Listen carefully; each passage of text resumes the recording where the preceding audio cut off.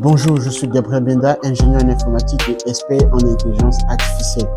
Ma spécialité, concevoir des solutions d'IA, depuis les bases du prompt engineering jusqu'aux architectures avancées permettant la récupération des informations contextuelles, ce que l'on appelle en anglais le modèle RAG. En effet, que vous soyez étudiant, salarié ou en reconversion, c'est le moment idéal de vous lancer. Je le dis et je le répète, l'intelligence artificielle n'est pas une menace, au contraire, c'est une incroyable opportunité. Imaginez pouvoir donner vie à vos idées, à participer à des projets réels et à surtout résoudre des problèmes complexes. C'est pourquoi donc j'ai pensé à une formation qui est pratique et accessible, qui vous permettra non seulement de comprendre les enjeux réels autour de l'IA, mais également d'être capable de participer et opérationnellement à des projets de grande envergure qui façonnent l'avenir. Je vous laisse ici avec la vidéo, mais vous pouvez déjà constater que l'IA est en train de changer le monde, et quand on regarde les diverses applications dans lesquelles on aura un game changer avec l'IA, on peut déjà être convaincu que ceux qui ne prendront pas le train dès aujourd'hui seront les personnes qui n'auront pas accès à l'avenir demain, au travail et à l'employabilité. Merci de m'avoir suivi. On se retrouve de l'autre côté de la vidéo.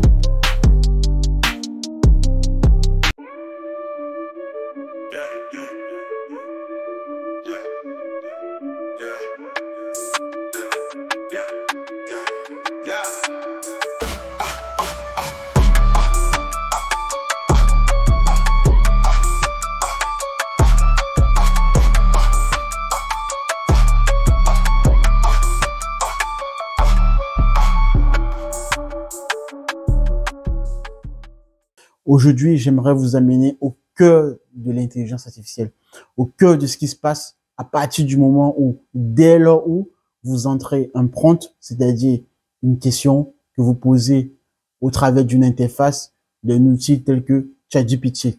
Donc, vous l'aurez bien compris, que ce soit Gemini côté Google ou bien d'autres outils de ce genre. Bref, ce que l'on appelle une IA générative qui va générer donc du texte. Dès lors que vous posez une question, donc un prompt ou une demande tout simplement, au travers de ce genre d'outils, j'aimerais vous amener au cœur de ce qui fait réellement la réponse que vous obtenez au sortir de votre écran. Donc ici, cette vidéo va être à la destination des étudiants qui sont en voie d'être ingénieurs ou salariés déjà, et éventuellement, c'est ceux qui sont en reconversion. Je fais cette vidéo parce que je constate que dans la communauté francophone plus généralement, que ce soit donc en France ou même en Afrique de manière plus large, bref, l'information autour de l'IA est vraiment axée avec beaucoup de retard par rapport au monde anglo-saxon. Et c'est donc à dessein que j'estime, de par mes connaissances et du fait aussi que j'aime bien transmettre de manière gratuite, bien sûr. Et cela me fait plaisir de vous montrer d'ailleurs ces connaissances-là pour que des personnes qui souhaitent se lancer dans l'IA, parce que c'est le moment aussi, je précise, de se lancer dans l'IA, parce que dès lors qu'on aura traversé la vague de maturité, c'est-à-dire d'ici 1 an, 2 ans à peu près, je pense que les choses seront beaucoup plus serrées et le train sera déjà, si je puis dire ainsi, aller très très très loin. Donc, on va entrer justement, revenons au sujet, à ce qui fait l'essence même de le cœur de compréhension de votre question, bref, de votre prompt, dès lors que vous posez une question sur ChatGPT. J'ai ma petite ardoise ici numérique et je vais essayer du moins le plus que possible avec des thèmes très très simples. Je m'excuse d'avance si certaines notions ne sont pas assez très claires pour certaines personnes. Je ne peux pas m'adresser malheureusement à tout le monde, mais pourrait, au travers bien sûr de Google ou de ChatGPT en l'occurrence, aller chercher et pousser la réflexion de manière plus lointaine. Donc, une chose à savoir, vous savez, lorsque on a aujourd'hui un modèle tel que une IA générative, donc qui produit du texte En l'occurrence, ChatGPT, on va se baser là-dessus en tant que archétype et exemple très fondamental. Mais vous pouvez répéter le même processus avec les autres IA génératifs similaires. Vous avez une IA de ce genre. L'idée principale et la puissance de ces algorithmes-là, de ces outils, c'est d'avoir un outil qui soit capable de nous donner l'impression de converser avec un humain, de nous donner l'impression que cet outil nous comprend au même titre que on est en train de discuter avec un ami d'enfance, un parent proche ou une connaissance intime. Donc c'est en cela que on voit que aujourd'hui les IA sont des facteurs vraiment très clés dans la généralisation et dans l'avancée des technologies. J'aimerais vous amener donc à ce qui fait réellement que comment cet outil arrive à nous donner, à nous bluffer, je dirais, cette compréhension quasi humaine. Et c'est donc le sujet de cette vidéo. Restez concentrés parce que tout ce que je vais dire et prononcer est vraiment millimétré et important à savoir. Il y a ce que l'on appelle dans la compréhension en premier lieu de ces outils-là. Vous devez comprendre ce mot en français. Je vais le dire d'abord en français, mais après je dirai le mot en anglais. Et une particularité également aussi, c'est que je parlais du retard tout à l'heure entre le monde anglo-saxon et le monde francophone, surtout lorsqu'il s'agit des innovations. C'est que la plupart des connaissances est bien évidemment liée aussi aux recherches produites, à la documentation, viennent du monde anglo-saxon, donc de la langue anglaise, la langue de Shakespeare. Ce qui fait donc que, évidemment, si vous devez aller plus loin dans vos recherches, vous devez donc vous familiariser avec certains thèmes qui sont pour la plupart en anglais et pas forcément traduits en français. Mais toujours est-il que je vais essayer du moins de vous donner les traductions et les significations, bien sûr, parce que c'est ça l'élément essentiel qu'il faudrait retenir à chaque fois. La première des choses à savoir ici, c'est ce que l'on appelle la recherche vectorielle. Je répète. La première des choses à savoir est ce que l'on appelle faire une recherche vectorielle. Vectorielle, vecteur. Comme ceci. Bon, voilà. La recherche vectorielle. Ça, c'est le mot en français. En anglais, on appelle cela vector embedding. OK? Comme ceci. Le mot exact, c'est plutôt ceci. Vector embedding. Alors, qu'est-ce que c'est? C'est l'élément essentiel. Prenez cette situation et c'est le cas pour chaque fois que vous entrez un prompt à partir d'une interface. Lorsque vous tapez une phrase, vous voyez, lorsque vous posez une question, par exemple, j'aimerais aller faire mes courses, combien coûte le paquet de lait d'une marque X, etc. Exemple de prompt. Cette phrase-là, pour la machine, ce ne sont que des chiffres en fait. D'accord? Ça, c'est très essentiel à savoir. C'est en ça déjà la différence entre le langage humain et le langage machine, donc le langage de l'intelligence artificielle. Nous, humains, nous parlons un langage qui va être basé sur des sentiments, sur de la visualisation. Quand je prononce voiture, vous visualisez quelque chose qui, qui a 4 roues, etc. Une couleur, par exemple, etc. Pour la machine, ce ne sont que des concepts mathématiques, ce ne sont que des chiffres, des probabilités, qui néanmoins ont réussi, et c'est là la subtilité où les mathématiciens, en tout cas la puissance de pouvoir relier les mathématiques au concept du langage naturel.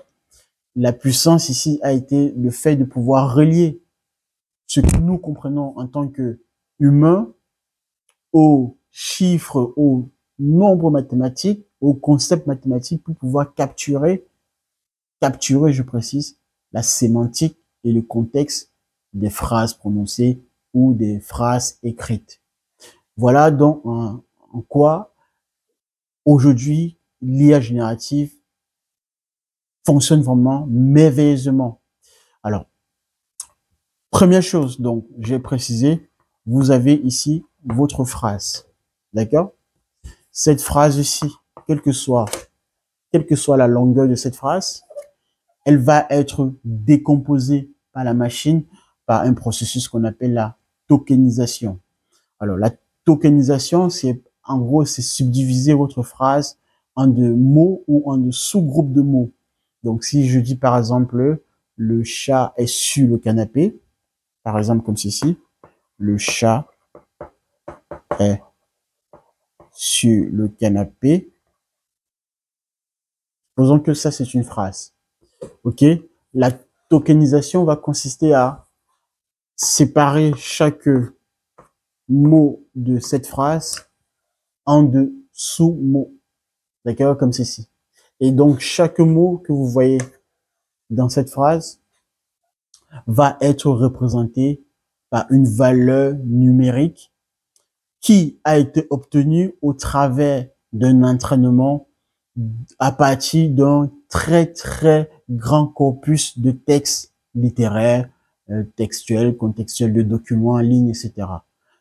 Par exemple, pour vous donner un ordre d'idée de grandeur, Wikipédia en 2021, dans la langue anglaise, comportait environ 4 milliards de mots, tous les articles confondus. Je pense qu'aujourd'hui, on en est quand même à plus, au-delà même plus de 6 milliards d'après les récents chiffres que j'ai.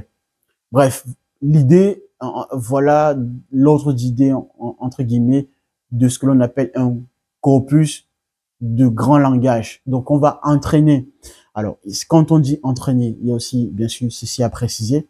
Ça veut dire quoi? Ça veut dire que la machine, à partir d'un corpus, donc vous avez déjà à peu près l'idée de grandeur, de milliards de mots, va être entraîné à reconnaître des occurrences ou des co-occurrences d'apparition des mots dans des phrases. Et à partir de ces occurrences-là, qu'on va compter, bien sûr, on en a aujourd'hui la possibilité parce qu'on a la puissance de calcul. Et c'est aussi le deuxième facteur qui fait l'émergence de l'intelligence artificielle. Parce qu'auparavant, ce qui nous, euh, entre guillemets, dérangeait dans la mise en place de l'IA en termes de maturité par rapport à aujourd'hui, c'est que bien que ayant la data, le big data, il nous manquait néanmoins la partie puissance de calcul, donc le calcul nécessaire aujourd'hui les GPU, le Graphic Processor Unit, pour pouvoir donc être capable d'exécuter ces calculs de comptage. Donc aujourd'hui avec un texte ou un corpus linéaire de plus de 6 milliards de mots, voire plus, la puissance de calcul aujourd'hui et les techniques mathématiques nous permettent de compter les occurrences dans ce grand corpus, aussi grand soit-il. Et je rajoute aussi en second lieu, en plus du comptage, on va être capable de rajouter les éléments sémantiques et syntaxiques du langage naturel en question. C'est-à-dire qu'en français, par exemple, on va considérer qu'une phrase correcte, c'est sujet, verbe, complément, par exemple. La manière dont les mots sont orthographiés, la grammaire, etc., vont faire partie des règles que l'on va implémenter pour pouvoir, chaque fois dans un corpus de plus de 6 milliards de mots, où l'on trouve par exemple le mot chat, on va pouvoir être capable de compter non seulement en termes de comptage le mot chat, combien de fois il apparaît dans des phrases, dans des paragraphes, etc., mais dans quel contexte il apparaît. Est-ce que le chat apparaît, le mot chat, entre guillemets, apparaît le plus souvent dans un contexte de maison, de domestique, etc., ou plutôt dans un contexte de jungle, quelque part de sauvage. Donc, voilà les éléments de sémantique qui vont être rajoutés pour pouvoir mieux cette fois-ci apprécier la valeur, ce qu'on appelle donc tous les aspects sémantiques du mot chat. D'accord? Ça, c'est vraiment très essentiel ce que je viens de vous donner comme information. Si vous n'avez pas bien compris ça, vous pouvez réécouter à nouveau mon propos pour pouvoir mieux comprendre. Donc, cette partie que je viens de préciser. Donc, à partir de là, donc, on va être capable de produire un score de probabilité qui traduira tout simplement les aspects sémantiques du mot chat ici dans tout le corpus de langage dans lequel on a retrouvé le mot chat et dans le type de contexte dans lequel il a été aperçu. Et c'est cela donc qui va produire une probabilité d'apparition. On va mettre par exemple ici. Alors, je mets W2, je mets ici W1, W3. Alors, W tout simplement parce que en anglais, en général, un mot est plutôt noté avec ces lettres pour signifier word. Voilà, bon, word comme côté Windows, ok? Donc, en français, le premier mot de cette phrase, le deuxième, le troisième, etc. D'accord? Et donc, tout ce dont je vous ai dit tout à l'heure concernant le comptage, le contexte d'apparition, etc., on va noter ces mots-ci de cette manière et calculer les probabilités en question qui ont permis donc l'apparition de ces mots dans les contextes précisés. Donc, chaque mot va se voir associer une probabilité. Donc, la probabilité pour avoir le mot 1, la probabilité pour avoir le mot 2. Donc, ici, chat comme exemple, mais vous répétez la même logique avec les autres mots en question, etc. Donc, par exemple, ici, le mot chat, sa probabilité PW2 va dépendre non seulement donc du nombre d'occurrences du mot chat, mais également de sa relation avec tous les autres mots de la phrase. Puisque effectivement, chat, donc le mot entre guillemets chat est lié avec canapé. Donc il y a une relation aussi à capturer en termes de sémantique là-dessus.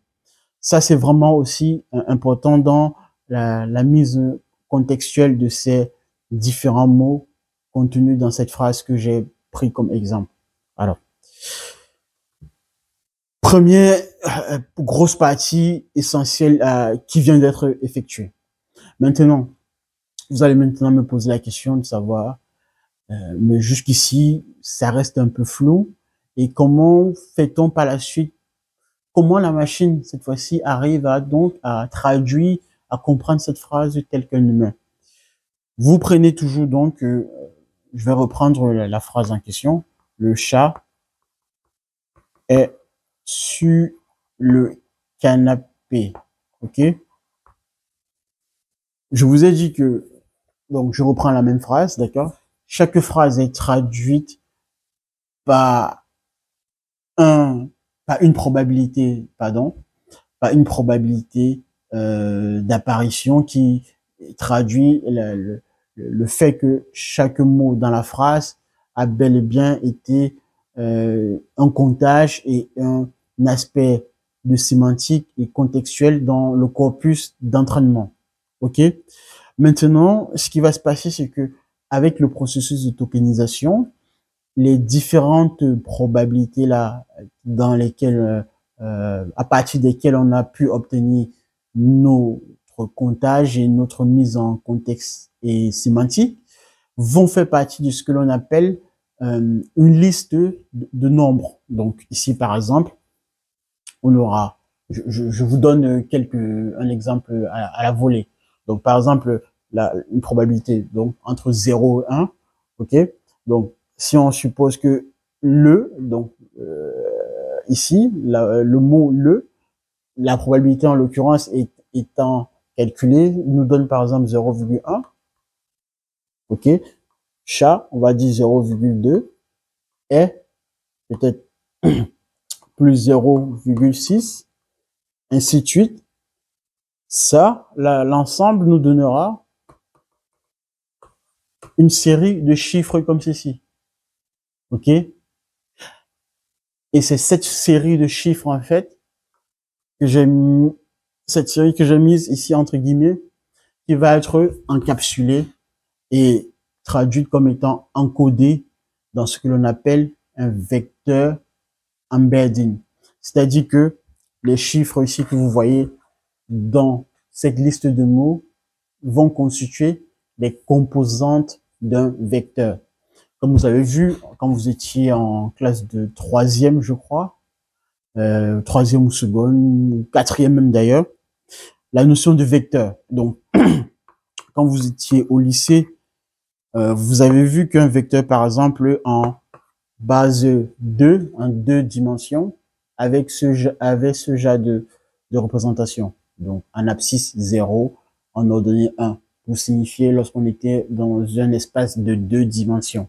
Donc ici, par exemple, s'il fallait représenter ce vecteur, on va dire ici, axe des abscisses, ordonnées ici 0 et 1.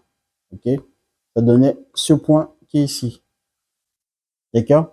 Et si je donne un autre exemple, on va dire par exemple le vecteur -1, -3. Ça nous donne ceci. En base, toujours en 2 dimensions, abscisse ordonnée. -1, on est ici. OK? -3, nous sommes là. -3, on est là. -1, on est là. Et hop. Là, on a ce vecteur-ci. Et on obtient le point qui se trouve là. OK?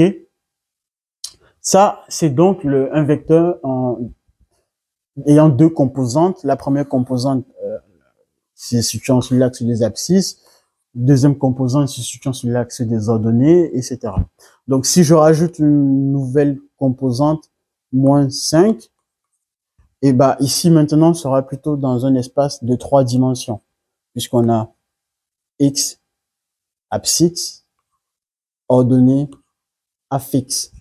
Et notre espace sera maintenant comme ceci, avec une troisième composante, z. OK?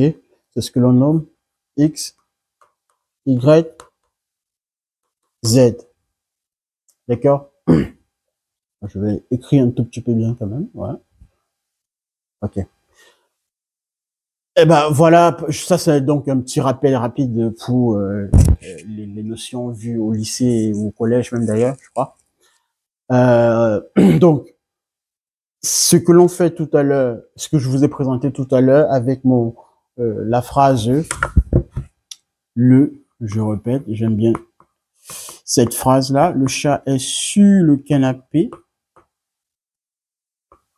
OK? On va remettre un exemple de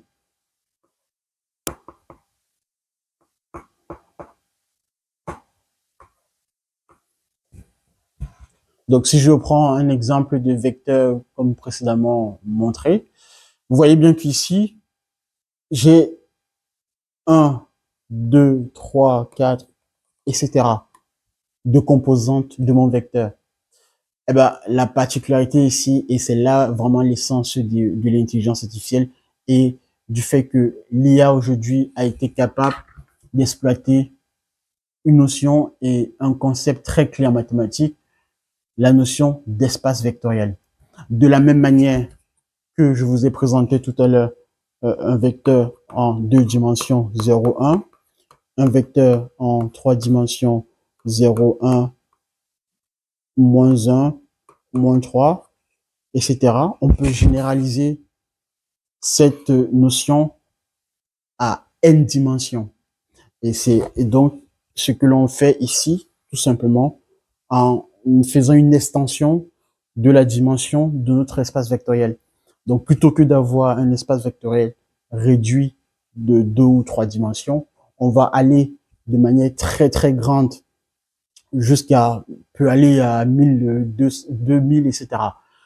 Alors, pour vous donner un ordre d'idée, généralement, GPT-3, on était à 768 dimensions pour des vecteurs embedding. Donc ça, c'est ce qu'on appelle donc votre vecteur d'embedding, parce que ce vecteur en fait donc capture les probabilités, bien sûr, et les relations sémantiques entre les mots dans cette phrase pour avoir le contexte général et donc les encapsuler en termes de score dans un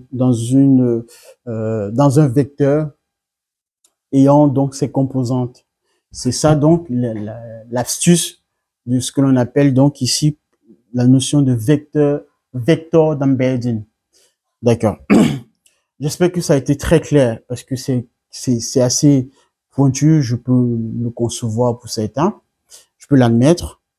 Mais toujours est-il que vous devez prendre le temps pour pouvoir mieux comprendre réellement l'essence de de cette notion que je viens de vous montrer. J'en ai pas fini. Je vais terminer avec un exemple très concret, bien sûr, pour que ça puisse faire vraiment aussi sens pour celles et ceux qui n'auraient même pas forcément compris le début avec toutes les astuces, etc. Mais je précise encore une fois de plus, cette formation est vraiment liée pour, enfin, adaptée pour ceux qui sont soit étudiants, ingénieurs en voie d'être monsieur ingénieur en école d'ingénieur, ou des personnes salariées en entreprise qui travaillent déjà dans le domaine de l'IA ou qui aimeraient se reconvertir, etc. Mais c'est vraiment basé dans votre compréhension pour vous permettre d'accélérer votre apprentissage. Bref, continuons et avançons. Ici donc, je précise encore une fois de plus, on a notre vecteur d'embedding, vector en anglais. Bon, je me répète souvent un petit peu, pas grave. Ok. Si on veut, d'accord, que notre modèle d'IA génératif soit capable de nous comprendre, il faudrait que notre phrase, évidemment, soit parfaitement entendable, je dirais, soit compréhensible pour la machine. Et donc, comme je vous ai dit tout à l'heure, la machine ne comprend pas la phrase telle que nous comprenons cette phrase avec notre logique de type humaine. La machine ne comprend que ça, ces chiffres que vous voyez ici. Lorsque vous, humains, vous tapez sur une interface d'une IA générative, le chat est sur le canapé, la machine ne comprend que ceci. Vous voyez la différence? Elle ne comprend que ce vecteur d'embedding.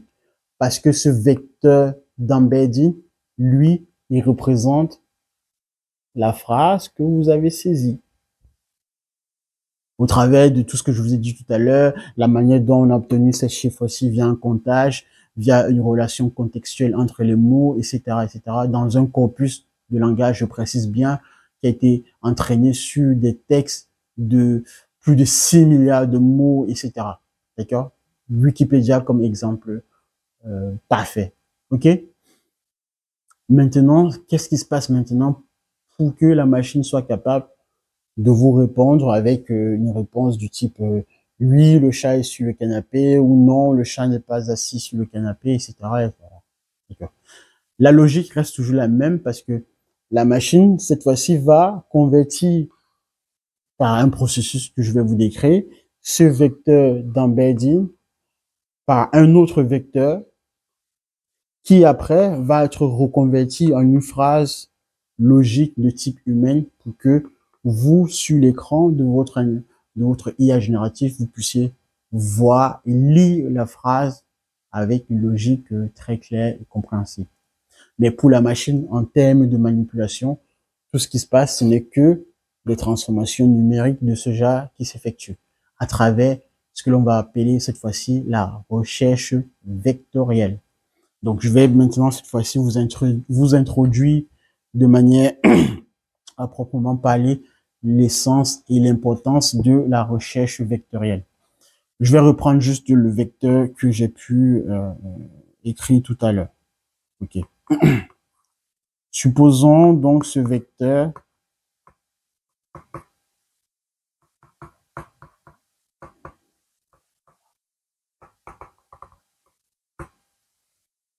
je reprends ce vecteur, OK? Vous allez considérer que ici, pour les grands modèles de langage, on est à plus aujourd'hui de 700 composantes. Donc, je vous ai donné un ordre de grandeur. GPT-3, on était à 768 composantes. En gros, 768 dimensions. Enfin, ça représente. Tout à l'heure, je vous ai donné un exemple de dimension 2, abscisse ordonnée. Dimension 3, abscisse ordonnée affixe. X, Y, Z. Bah, imaginez la même chose, mais cette fois-ci avec 768 dimensions. Je sais pas si vous voyez la puissance du concept. Et bah, c'est justement ce que j'ai appelé tout à l'heure, enfin, ce que l'on appelle euh, l'utilisation de la notion de l'espace vectoriel, parce qu'effectivement, un espace vectoriel, je vous précise, c'est un ensemble qui contient des objets dont les objets en question sont appelés des vecteurs. Tout comme vous avez eu l'ensemble n avec les nombres entiers naturels, l'ensemble z, les nombres entiers, l'ensemble r pour les nombres réels. Ici, un espace vectoriel, on aura dans notre ensemble des objets appelés vecteurs.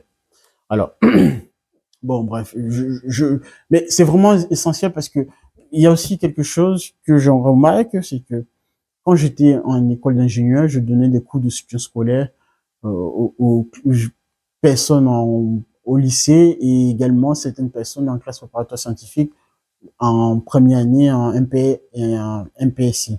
Ce que j'ai remarqué, c'est que le niveau en mathématiques ne fait que baisser, notamment en France.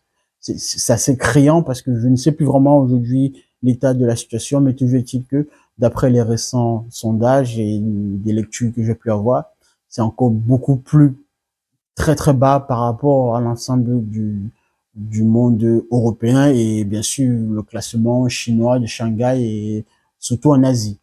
Alors, et même d'ailleurs, et ça aussi j'aimerais le souligner, c'est que contrairement à ce que l'on en pense, en Afrique, par exemple, si je prends le Cameroun, parce que je connais assez très bien, le niveau en mathématiques est beaucoup plus élevé que le niveau en France. Un étudiant ou un élève sorti de terminale, pour ceux qui se souviennent, le programme en mathématiques, donc il y allait encore comme le programme auparavant, quand jadis la France était encore vraiment sur une base de formation beaucoup plus solide. On avait donc les classes bien spécialisées en terminale C, notamment, après qui a été remplacée par la terminale S et après qui a disparu, etc. Bon, bref, on est encore resté dans cette logique-là, effectivement, en Afrique, chose que je peux peut-être saluer encore à ce niveau-là, mais toujours est-il que une fois arrivé en France, et le problème, c'est que après, bon, voilà, le niveau ne fait que baisser pour un étudiant et un élève qui n'a pas eu les compétences et pour pouvoir avancer avec des notions solides. Mais ça, ce que je viens de vous dire, concrètement, ça, c'est quelque chose de basique, entre guillemets. Mais pour certaines personnes, cela pourrait être considéré comme étant des abscons dans la compréhension. Bon. C'était donc la notion, enfin, le petit moment de revisiter quelques notions en mathématiques et vraiment l'importance de son usage, de la mise en application de toutes ces notions aujourd'hui dans l'intelligence artificielle. Alors, j'en étais au fait que on a donc la notion de vecteur, ok? Maintenant, la question est de savoir ici dans la recherche vectorielle, c'est comment, donc, souvenez-vous, ce vecteur représente le fait que on a eu une phrase qui a été tapée, donc un prompt, le chat est sur le canapé. Pour la machine, je vous ai dit, voici la phrase en question. Ça, c'est la phrase du point de vue de la machine. Maintenant, la machine, pour qu'elle puisse nous répondre, elle va appliquer des relations et des concepts là-dessus, sur ce vecteur d'embedding, à travers de ce que l'on appelle la recherche vectorielle. Ce qui va se passer, c'est quoi? C'est que je vais vous schématiser de manière plus concrète ce qui se passe chaque fois que vous tapez et communiquez, et conversez avec l'interface d'une IA générative. Vous conversez avec, je vous ai dit tout à l'heure, le corpus de grande taille, de plus de 6 milliards de mots, etc., de milliards et milliards de mots, à partir duquel on a entraîné notre IA génératif. Donc, c'est avec ce modèle-là que vous communiquez. Toutes vos questions ne traversent que à travers ce modèle-là. Et pour qu'il puisse vous répondre, il va chercher dans ce grand corpus de mots, de phrases, de documents, etc., les phrases qui ressemblent à votre question. Enfin, je me répète. Les réponses qui apportent justement les bonnes réponses à votre question, à votre réponse. OK? Voilà donc la particularité et l'importance du fait qu'on a pu utiliser la taille de ce grand corpus pour pouvoir donc avoir des réponses plus précises. C'est comme si, par exemple, vous prenez un humain, expérience par la pensée, même si cela n'est pas possible. Vous prenez un humain qui a lu tous les bouquins depuis le Moyen Âge jusqu'à aujourd'hui, qui a peut-être quelqu'un qui est né depuis, qui a un âge de 1500 ans, par exemple, et qui passait toutes ses journées à lire des bouquins de plus de pavés de 1000 pages, etc. Vous imaginez qu'au bout de 100 ans, 200 ans, etc., cette personne-là a acquis un grand savoir et si en plus elle a pu retenir tous tous les concepts, toutes les réponses aux questions qui pourraient se poser dans les diverses lectures en question, vous voyez bien que cette personne-là sera à mesure de vous répondre dès lors que vous aurez posé une question. Et si vous remplacez cette personne-là par un modèle d'IA, donc d'intelligence artificielle, qui va être capable donc de vous répondre à vos questions. Et c'est là justement l'astuce. Donc, expérience par la pensée étant terminée, revenons à ce qui fait donc la réponse, la manière dont l'IA vous répond. La manière dont l'IA vous répond, l'IA va faire donc ce qu'on appelle la recherche vectorielle. Dans cette recherche vectorielle-là, qu'est-ce qui va se passer? C'est que ici, donc, vous avez des documents, ok? Je vous ai dit des documents, etc. Ces documents-là contiennent des milliards et des milliards de textes. Vous avez une question ici. Vous posez votre question au modèle, ok? La puissance du modèle, c'est qu'il est capable, en un instant, par la puissance de calcul, d'aller chercher rapidement dans une bibliothèque, donc autant de livres superposés, directement la partie de la réponse qui correspond à votre question. Et pour que le modèle soit capable de le faire, il applique la notion de recherche vectorielle. Si vous ne comprenez pas ce que je vais dire par la suite, retenez au moins ceci. D'accord? Je vais reprendre donc mon vecteur de tout à l'heure. Ici. Donc, je vais reprendre ce vecteur-ci. OK? J'ai dit tout à l'heure que le modèle, notre LLM, Large Language Model, encore, je reprécise pour celles et ceux qui n'ont pas vu la vidéo précédente, LLM, Large, Grand Modèle de Langage, LLM. Notre modèle, donc, contient un corpus de textes de plus de 6 milliards, de plus de milliards, etc., de mots, de textes, de documents, etc. Sachez que donc, pour chaque document en question, pour chaque phrase se trouvant dans le document, et voire même pour chaque paragraphe, le modèle, lors de son entraînement au préalable, avant qu'il ne soit déployé en production, avant que vous n'utilisez ChatGPT, la société OpenAI a pu et a été capable d'associer à chaque document, à chaque phrase du document, un vecteur d'embedding. OK? Etc., etc., etc. OK? Donc, pour chaque document en question, il y a une table, une base de données de ce que l'on appelle la base de données des vecteurs d'embedding dans laquelle se retrouve un vecteur d'embedding qui correspond, je précise bien, à un document du corpus de grand langage.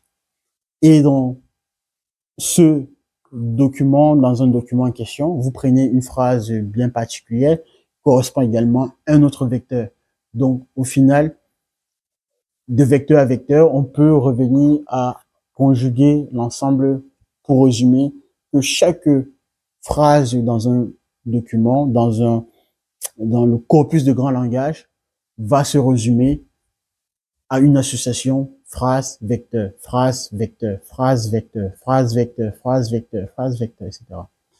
Maintenant, lorsque vous posez la question ou lorsque vous simplement vous affirmez, est-ce que le chat est assis ou est-ce que le chat est sur le canapé?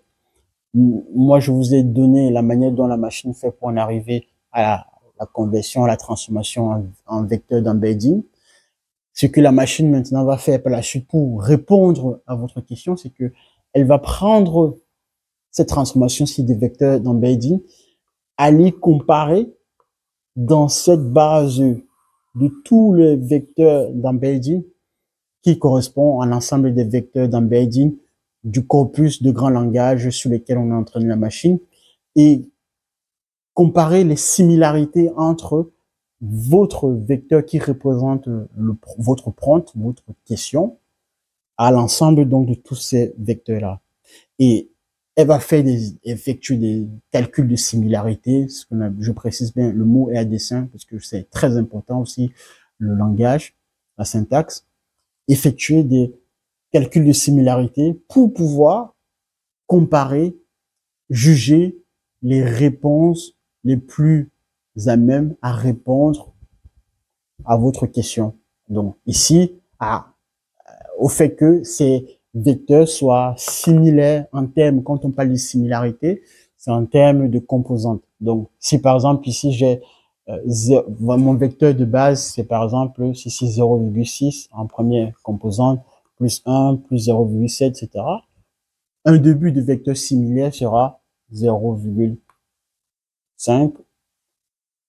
Ici, par exemple, 0,9. Ici, par exemple, 0,6. D'accord? Et c'est donc ce vecteur de similarité, supposons, s'il se trouve parmi tous les vecteurs d'embedding qui ont constitué l'entraînement de notre modèle LM, eh ben, la machine va récupérer ce vecteur d'embedding qui après, par la suite, maintenant, va être reconverti par une forme de décodage en une phrase logique et typique telle qu'un humain pourrait comprendre cette phrase. Et c'est donc cette phrase qui va être projetée sur votre interface machine, sur l'interface directe pour que vous puissiez l'apprécier et lire en tant que réponse. Voilà donc la notion de recherche vectorielle et son essence et son usage dans la mise en place des solutions d'intelligence artificielle et surtout la manière dont cette notion est capable de vous répondre et de mettre en place une architecture, une solution d'intelligence artificielle.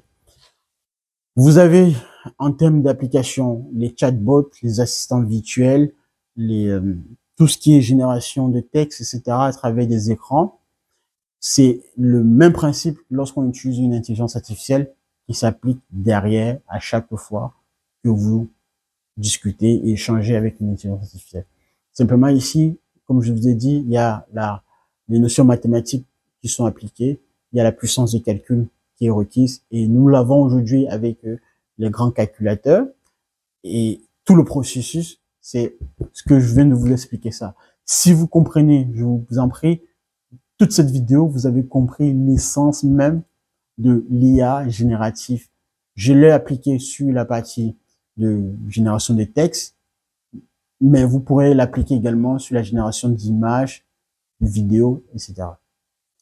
Alors, je vais terminer tout simplement avec un aspect peut-être un peu plus schématique pour certains. Quand vous posez la question à une IA, vous êtes un utilisateur. On va dire ce qu'on appelle un user. Vous posez une question, donc un prompt ou une requête, ok? Votre requête est envoyée donc sur une interface, ok? Vous posez votre question, votre prompt à partir d'une interface. L'interface récupère votre prompt, envoie cela au niveau du serveur, ok? Donc dans un serveur mis en place par la société en question. Qu'est-ce que fait le serveur? Le serveur récupère votre prompt, votre question. Il va convertir votre prompt ou transformer votre prompt sous forme de vecteur d'embedding, ok? Comme je vous ai expliqué tout à l'heure. L'envoyer ensuite à une base de données qui contient et qui stocke tous les vecteurs d'embedding qui ont permis l'entraînement de notre modèle d'IA génératif, ok?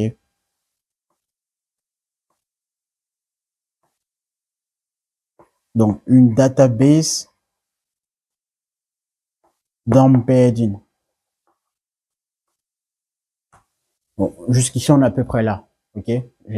Vous êtes utilisateur, vous posez votre prompt au niveau de l'interface. L'interface récupère votre prompt qui envoie au serveur. Le serveur convertit à travers donc la mise en place d'un processus de transformation votre prompt sous forme de vecteur d'embedding qui va aller interroger cette database d'embedding à travers donc la notion de recherche vectorielle.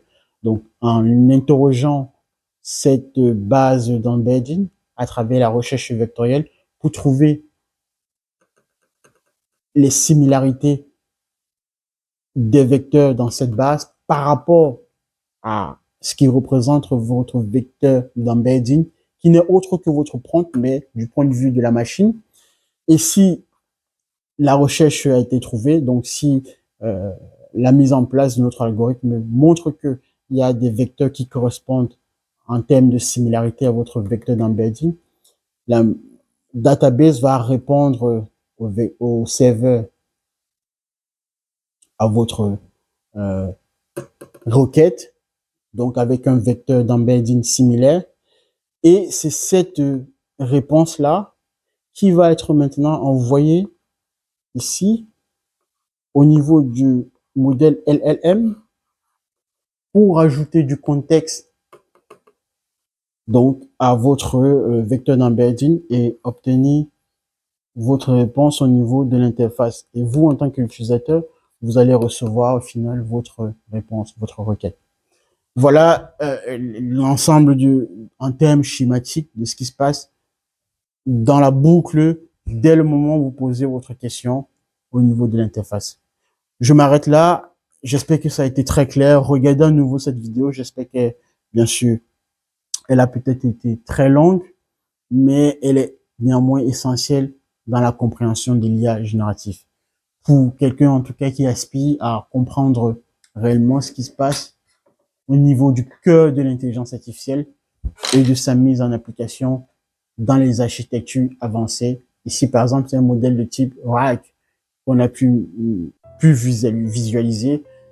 Et j'espère que cela vous aidera dans votre apprentissage pour les prochaines fois.